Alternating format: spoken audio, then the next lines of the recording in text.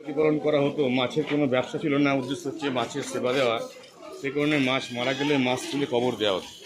এগুলো হচ্ছে মাছের কবর, এর তলে কবর দেওয়া হয়েছে সে সময়। এবং সে সময় যে মাছের কবর দেওয়া হয়েছিল সেটা বোঝাবার জন্যই চুন এবং সুতি দিয়ে সমস্ত ফলকগুলো করে রাখা হয়। এগুলো হচ্ছে এখনকার দিনের মাছের কবর। এবারে ডান দিকে দেখবেন একটা উঁচু গোল স্ট্যান্ড আছে। এই উঁচু যে গোল স্ট্যান্ডটা আপনারা দেখতে পাচ্ছেন, তখনকার দিনে এটা ছিল নাচমহল। তখনকার দিনে চারিপাশটা কালো কাচ ব্ল্যাক বেলজিয়াম গ্লাস দিয়ে ঘেরা থাকত।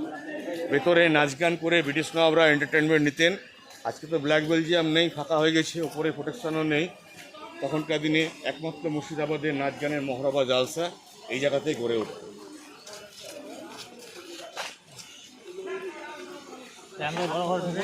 আর সামনে বাদিকের যে বাড়িটা আছে, বাদিকের বাড়িটা হচ্ছে ওনাদের জৈন ধর্মের গুরুদেবের বাড়ি। আর সামনে সাদা রঙেরটা হচ্ছে জৈন মন্দির। জৈন মন্দির আপনারা যান, তাহলে মন্দির দেখে বেরিয়েছেন।